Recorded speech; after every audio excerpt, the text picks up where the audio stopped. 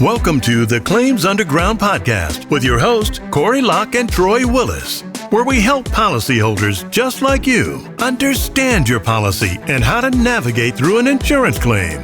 We advocate for homeowners as well as businesses when insurance companies won't pay. So if you're tired of getting the runaround and ready to find out what's really going on, then let's get down to business and learn from the insurance claims experts, Corey Locke and Troy Willis.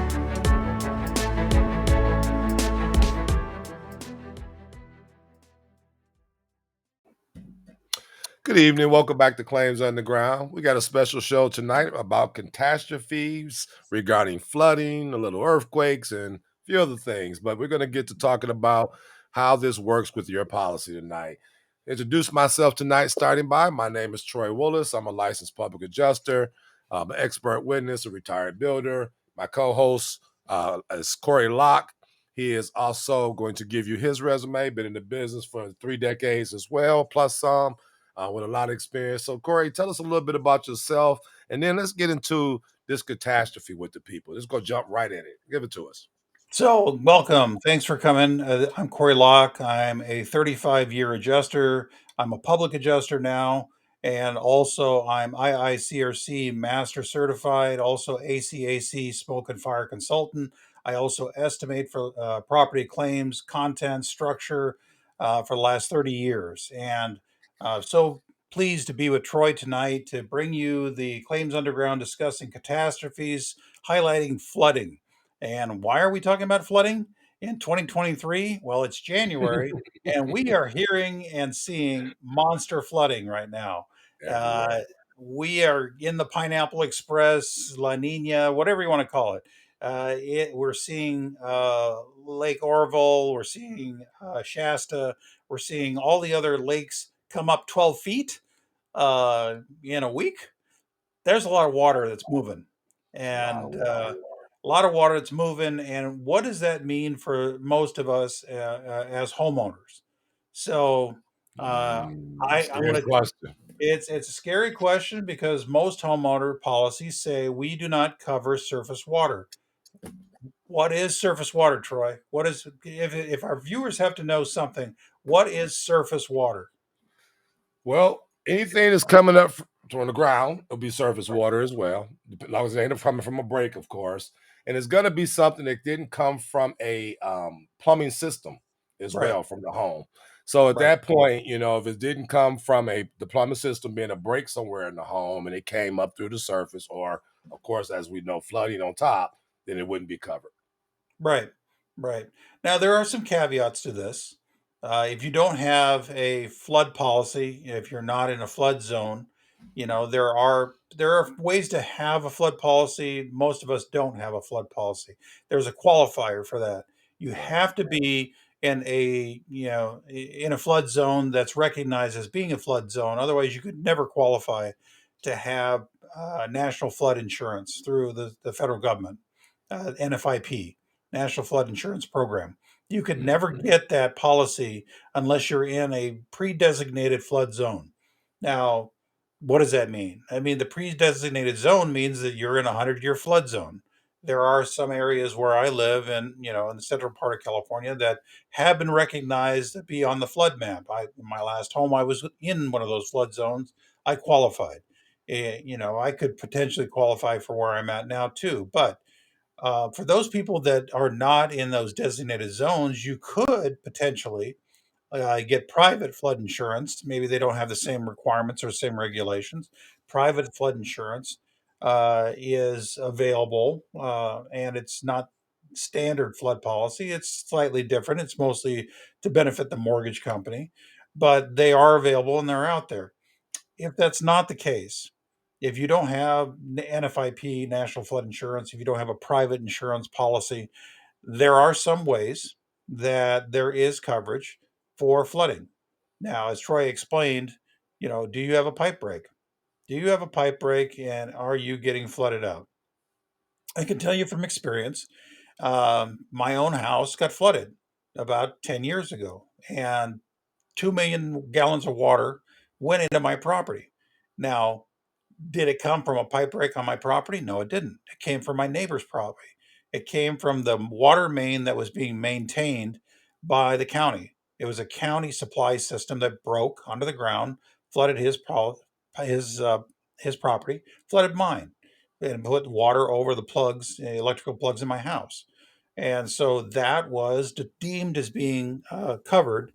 Uh, there are some exclusions that some policies have. Did you have an off property premises break? Well, the thinking was, well, this pipe runs along the backside of his property as well as every other property, so it's not a pipe that's not on his property. So they came up with some understanding that yeah, the water originated, but it was a pipe on his property, so it got covered, and I had a significant loss. So there is that. So let's not just make assumptions that oh, it's flooding and I have no coverage. That's So it. Right. you got to really dissect where it comes from. What we're really watching right now are water that comes into the burn scar. Now, what does I mean by that? Flood waters or surface earth movement, mud flow, these things that you were watching on television where you see a house just filled with 4 feet of mud or boulders or stuff, that all comes from a disruption of hillsides or stream beds or stuff like that. So in California, it's codified now that if you have a concurrent cause, and what do I mean by that? It means there is a causation that's linked to more than one more than one trigger. And so in California, a burn scar is where a wildfire has come through and burned Mhm. off all the vegetation in that area.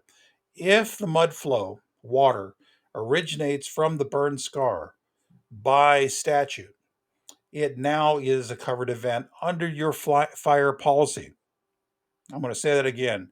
If your mud flow originates from a wildfire burn scar, your water damage is covered under your fire policy. It's tricky.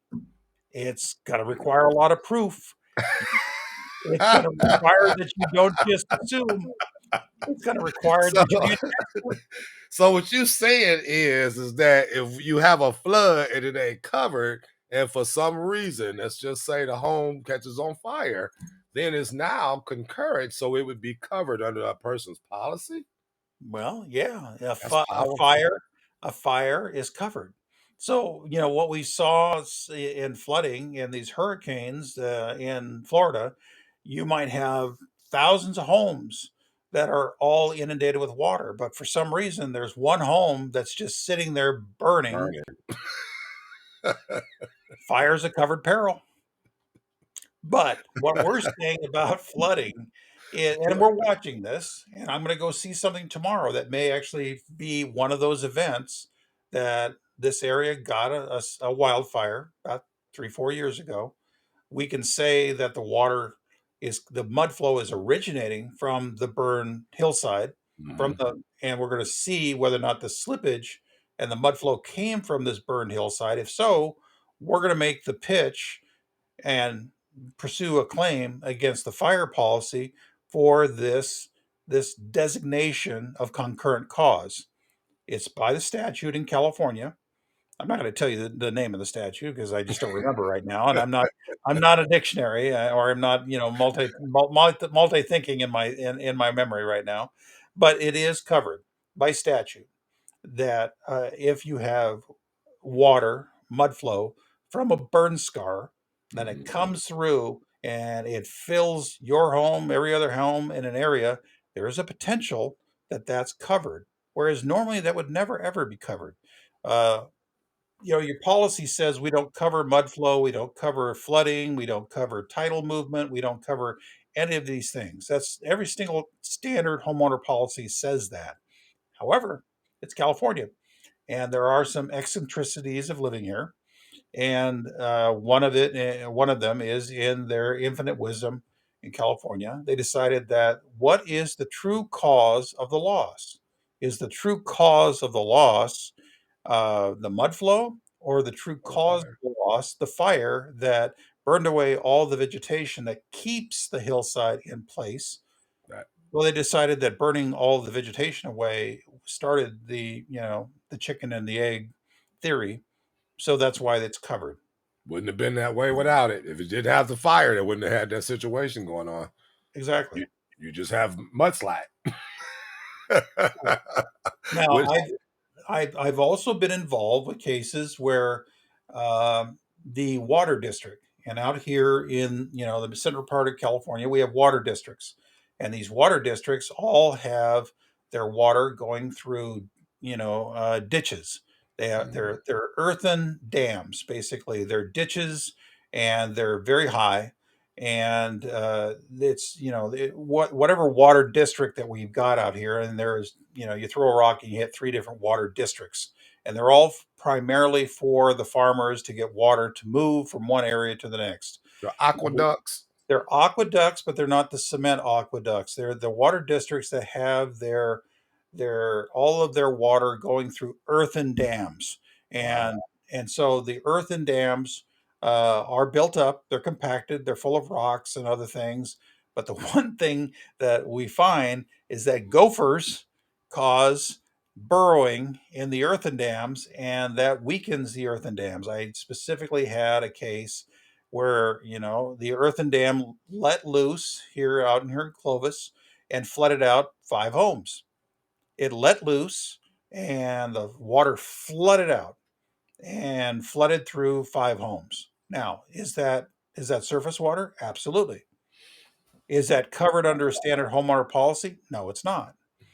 But the liability of the water district is absolute. If you're a water district and you have an earthen dam that lets loose, you're strictly liable for the water damage that emanates from that. That's just part of the funkiness of living here. That liability of the water district might affect whether or not you have a covered loss. Now, there are different things about that kind of loss that's not 100%. You won't get 100% of money because it's a liability claim. But that's another example that not all flooding is deniable. If it's caused in a area that has earthen dams, that they're transporting water through an earthen aqueduct, by the water district, if that lets loose and blows out and water just goes laterally through all a neighborhood, guess what? That water district now has liability that they need to have conversations with the homeowners. Yeah. So that's a different way to look at, not everything that's flooded is deniable. So a lot comes down to the proof. We've seen in recent days up in northern Sacramento County that the areas along I-5 are just inundated in the flatlands for farming. That's just flooded because they're in a tidal area, and that would likely, it's not necessarily in the burn scar, but guess what? Could potentially. There have been so many wildfires lately.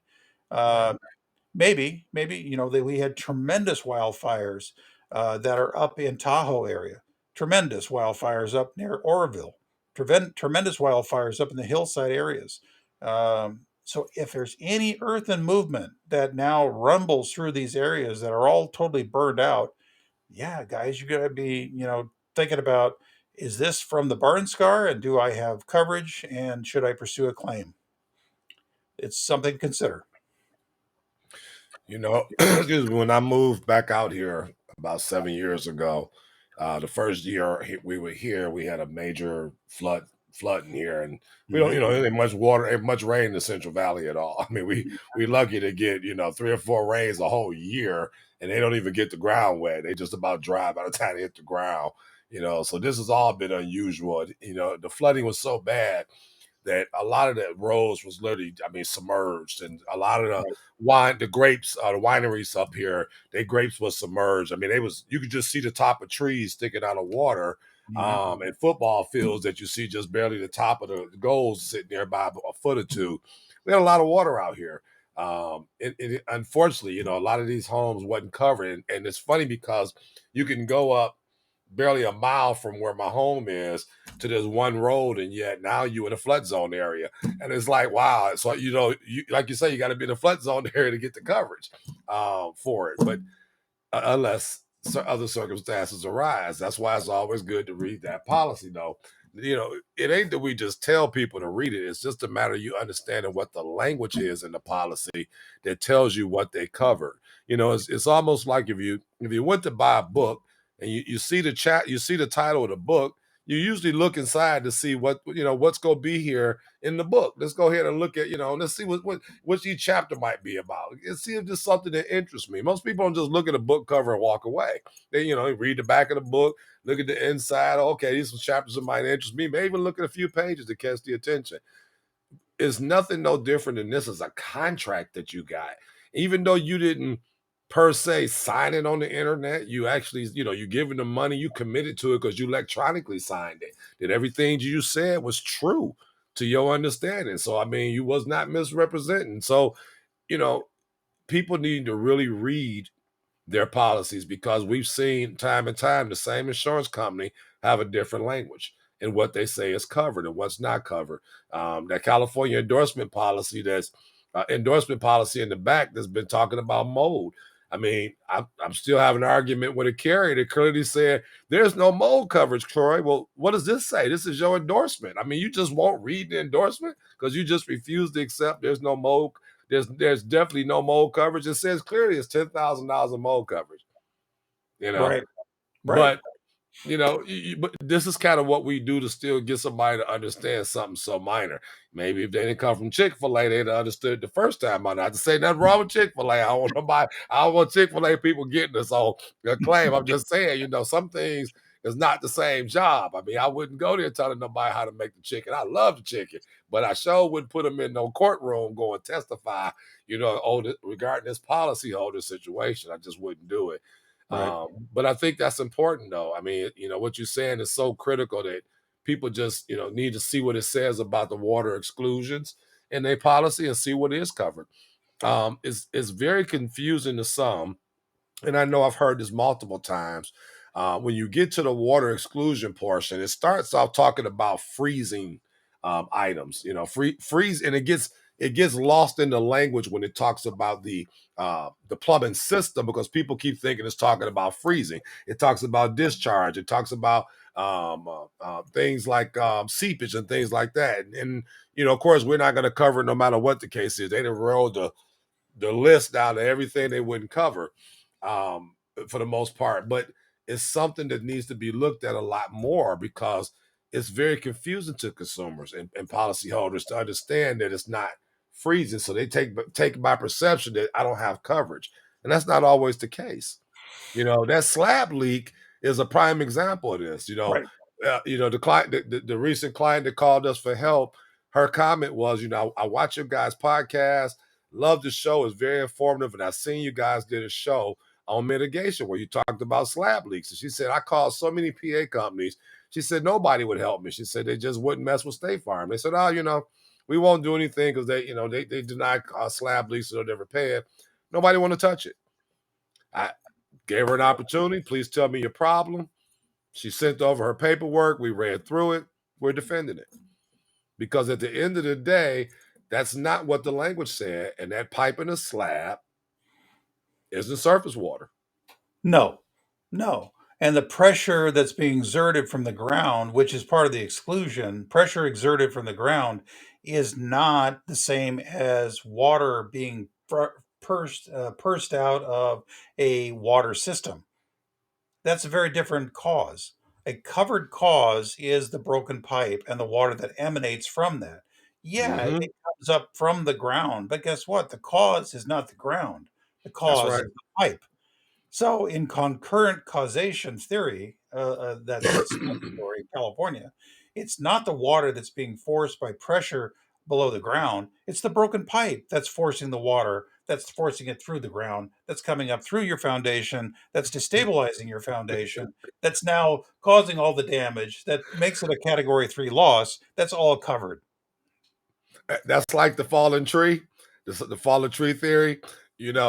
Uh, it's wind damage. Well, how's it wind damage? And again, it takes some thinking that out when you think Yeah. about it. Yeah. How the wind did, cause my tree to fall over. Then you got to come back to I had this conversation with you, you and me both. I was an independent adjuster at the time. You go, let me ask you something. You said, how did the tree fall over? I go, no, you said, what actually happened? What damage did the wind do to the house? That's what you asked me. And I go, well, it knocked the tree. You said, no, no, no. What damage did the wind do to the house? I go, well, nothing. It knocked the tree over. So you said, well, if it knocked the tree over, wouldn't it be a fallen object? And it doing ding ding inside the head. And I can't tell you how many adjusters I had to walk that back on over Right. my period of time with that understanding. It all came to the same understanding when I made that same comment. What was the damage to the house from the wind?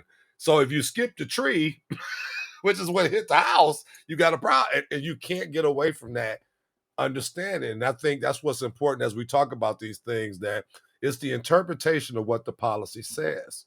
Hmm. And one of the first things I look for something when a new customer call me and I get that policy is, let me go to this section, of course. First, read from the back to the front. Let me see what endorsements you got. I done looked at the deck page to see what's there.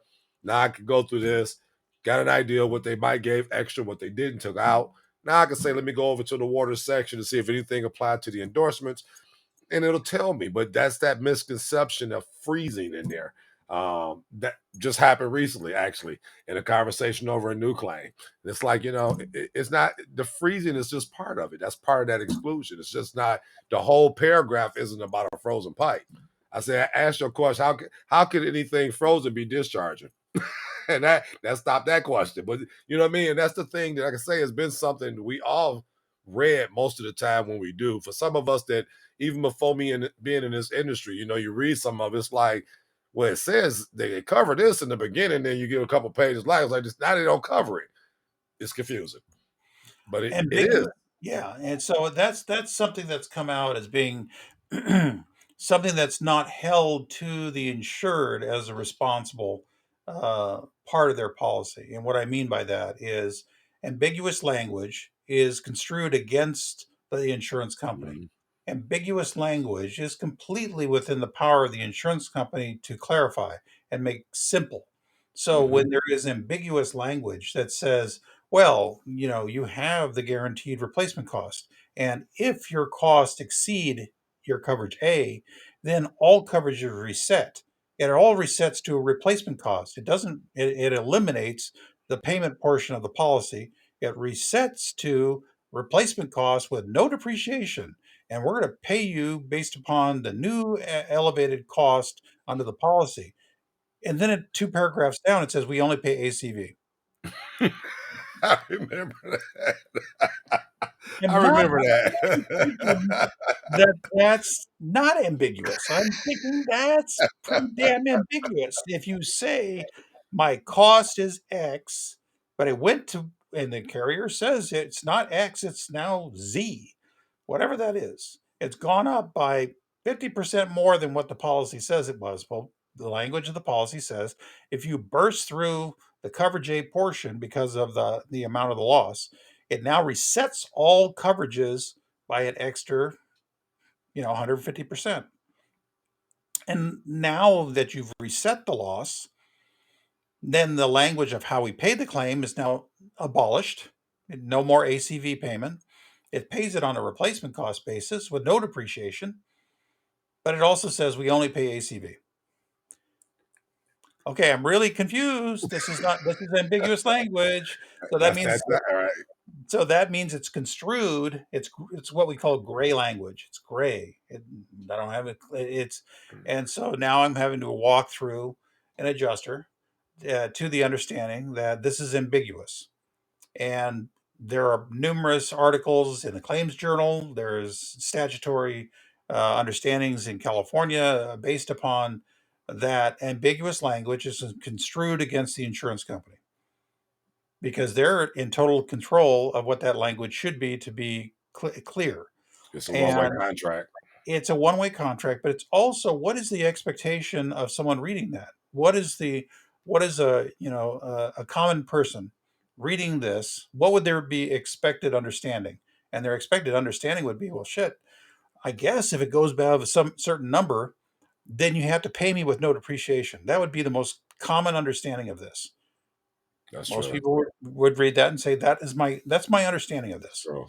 So this language is sometimes very archaic. It goes back decades.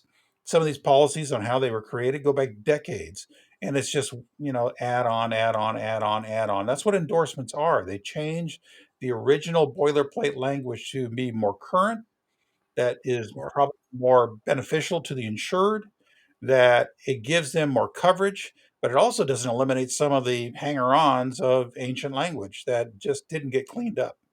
So, yeah, yeah. So that's a it's good way all, of putting that. yeah, absolutely. Well, let me ask you this: for the people out there that may want to know, as other policyholders, we're going through different things, scenarios, and catastrophes that do have coverages versus things that don't have coverages. One of the ones that I find that's an educational piece for the insurance company is the ability to combine coverages. And Mhm. usually this is during a catastrophe, as we know, state declared emergency, Right. where you have the ability to combine coverages that you don't use up.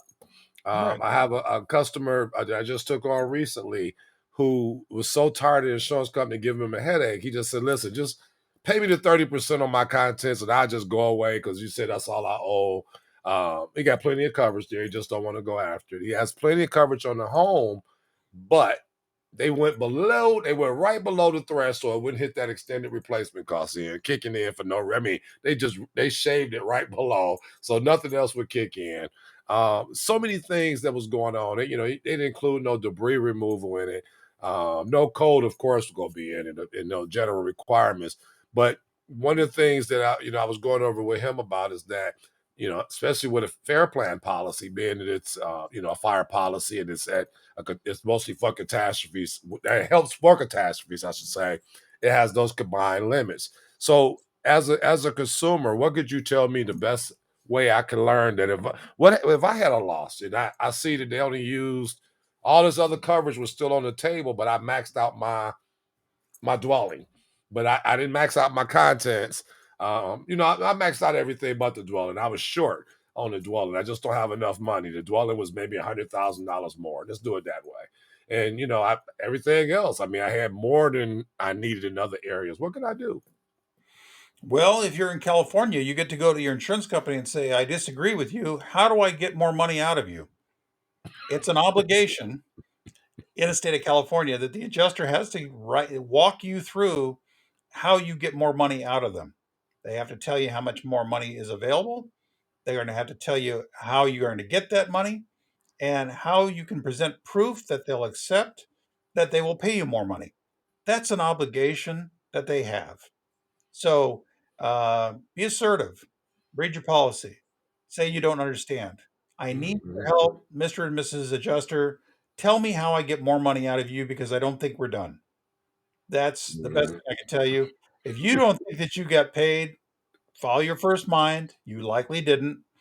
And go back to the adjuster and say, I believe it's your obligation. Correct me if I'm wrong. It's your obligation. You have to tell me how to get more money out of you. So tell me how to get more money out of you. Oh no, no, no, no, no, no. You misunderstood. I'm reading my policy and I read what it says right here from the Department of Insurance. It says you have to help me. You have to It explain does. everything that I don't understand, and you have to tell me specifically how much much money is remaining, and how do I get that out of my policy as a benefit. You have to explain every benefit that's available to that insured that's likely to be tripped up by the claim, and you have to go out of your way to explain even the actual cash or the ALE values for what it is that qualifies for an ALE cost. And when I say ALE, I'm talking about additional living expense. You have to the adjuster has to tell you, you qualify for mileage reimbursement, you qualify for food reimbursement, whatever it is. They have to tell you all the available coverages. They have to tell you how you can get it, how you can prove it, and how much more money there's available. That's the obligation the adjuster has. If they say to you, no, it's not, then you're dealing with a body to a problem. You're dealing with a seat filler, and you just got to get past that seat filler. Well, one good thing in here that maybe you would agree with, I think is a good thing in some sense. I've not seen the state enforce it as much lately. But in the state of California, if you don't agree with the insurance company and it's a difference of, what is it, $7,500 difference, you can request for a mediation between the insurance company and the insured. That is You true. know, and that And way, again, you got another way of trying to, get your claim resolved. yeah, it originally started with the earthquakes, the earthquakes that were in the 90s. I'm forgetting right now which one that was. The Whittier Narrows earthquake, the Northridge earthquake. There were a lot of disputes as to what it was. If there is a dispute during a catastrophe of a value of more than $7,500, $7,500, there is a state uh, sponsored program through the Department of Insurance that you can request mediation. What does that mean? That means the Department of Insurance has mediators that they've selected, and most of these are retired attorneys or attorneys that no longer practice as attorneys. And they now serve as mediators that the Department of Insurance will select free of any charge to you. The charge goes against the insurance company. So long as you have a state declared catastrophe and the amount in controversy that you have with the insurance company is more than $7,500, you can ask for mediation free to you through this program. So likely, once the notifications happen where you made the request, there's still a 60-day time where the carrier can work with you. If they choose not to work with you, you can ask for them to just go ahead and assign a mediator. But that's a way under a catastrophe that you can move your claim along with an outside neutral party and potentially get a resolution. Now, during that mediation, they're going to expect to have you sign a release of claim. If you get to an agreement, they're going to ask for a release of claim. This is all the money we're going to pay you. Goodbye. Now, it's only one shot. We've sat in these mediations before, and we've gotten to the point where the insurance company doesn't show up with money, or they show up with money that's minor. And at the end of the day, the mediator says, "Yeah, they just couldn't get it done," and that's your shot. You lose nothing by that. You help assess where they're at in their thinking. You get an assessment of where they think that this claim's at, but you lose nothing. It's free. It doesn't. If you don't like what you hear, go through the process, get to the end of the day, and say, "Yeah, I don't accept. We're going to move along." But there are success stories with this too. There are success stories where the carrier goes, yeah, we gotten our asses kicked every single time we go into this mediation. We're not going there again. So let's get this resolved. Can you work with us? Can you get us to a reasonable number?" That happens.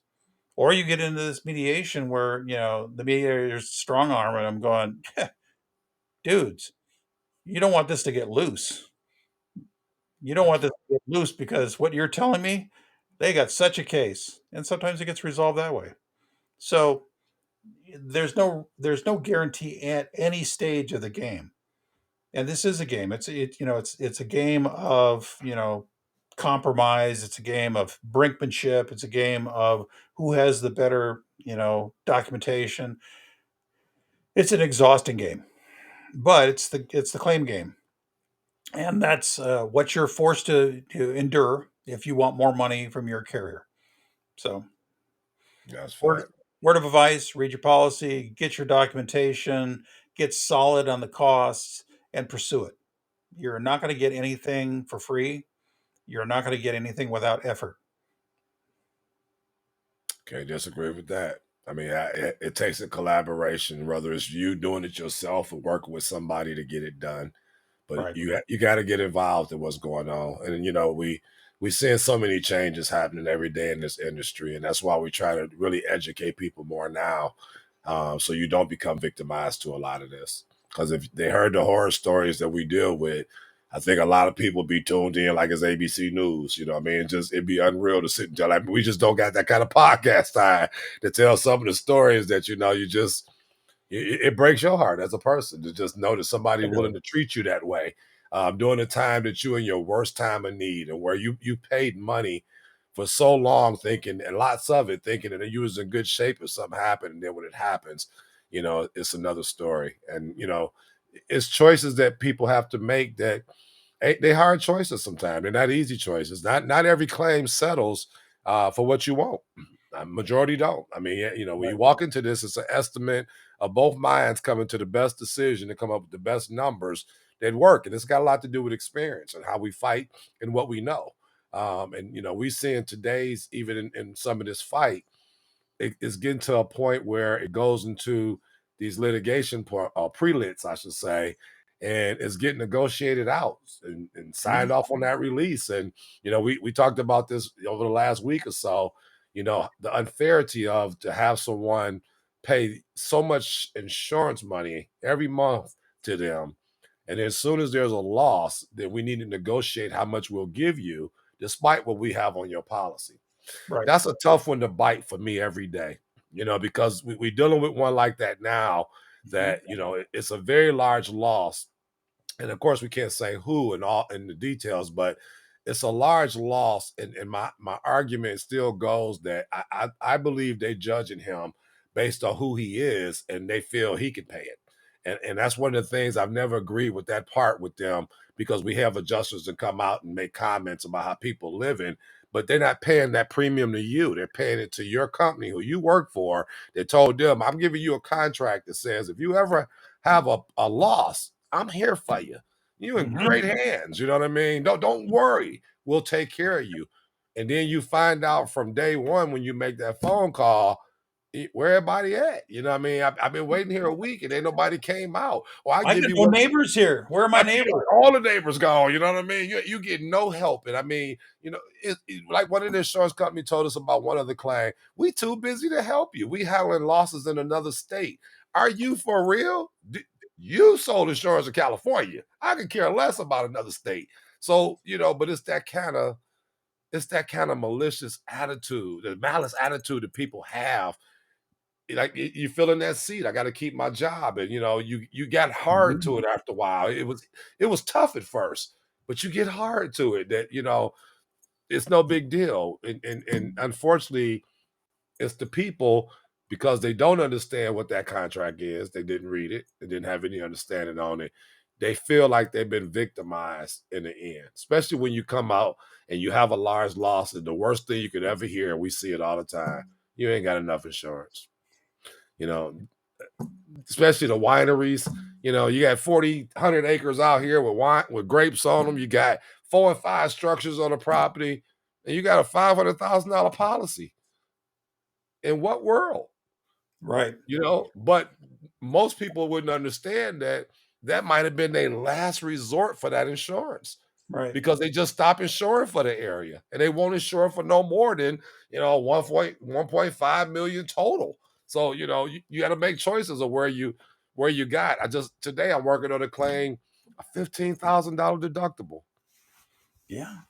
That's how These it's premiums affordable. is killing these premiums is killing people, and the only way to keep bringing down your payment is to keep raising that deductible. And it ain't never good, people. We headache over this all the time, and we never had a right answer. That's probably why we keep headaching over it.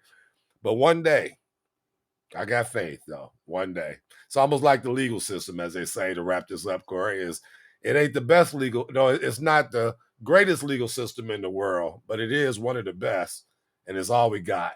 And I've been in other third world countries, and I've been in other countries that wasn't third world, and I can tell you honestly that we got a lot more rights over here as people than ever. And so, to be able to actually have a choice in life, and that's to be able to buy that contract, read it, and say I do or I don't, that's big Hmm. in this country for most people. So, with all being said, we always leave a thought for the day, people. I know we kind of covered a lot into the catastrophe areas, kind of give you different, examples of what is covered, what's not covered in these different catastrophes. But on a quick note, Corey, what would you leave the people with tonight? I would leave them on the note of two things. One, we would not have jobs as public adjusters if the insurance company did what their contract said that they would do. We would never have any sort of need for us to advocate for you if they did what their helping hands on your side, I'm your neighbor and you're my member, kind of ad space says. So that's the first part. The second part is we're successful. We're successful. And some people say you're successful because you exaggerated the loss. And the one thing that we say is no insurance company pays any more than what they think is the value. Ain't that the So, truth? how is it possible that we're able to effectively take a claim that only had a value of, let's say, $40,000 and is readjusted for $250,000? Is that because I exaggerated the loss? Or is that because they undervalued the loss so extraordinarily that they were shamed to the point of going, we're just going to pay you more money? Guess what? It's the latter. It's the latter because, they will again never pay more money than what they know that they owe. So it's not that we exaggerate, it's just that we're better at proving. That couldn't be said better. I got that just couldn't be said best. It's so much of the truth. Again, know what you know, read your contracts, people, and know who you hire. That's what we have to say. So we appreciate you joining us tonight with Claims Underground, and we look forward to having you guys back. Please check us out on YouTube and claimsunderground.com and subscribe to us. Join us, join the family. We love to have you on, and we appreciate you guys very much. Our numbers are increasing. So I'd like to say thank you myself personally. Within 30 days, we've had over 2,000 subscribers on YouTube and over 3,800 in TikTok. So we do appreciate you guys very much and the support you're giving us. So until next time, again, Troy Willis. Corey Locke, thank you again. Thanks for coming to the Claims Underground. Have a good evening. Thanks for listening to the Claims Underground podcast. We hope you enjoyed this segment. If you need more information on insurance policies, feel free to check out our website, www.claimsunderground.com. And remember, when the insurance companies won't pay, we're here to help. Until next time.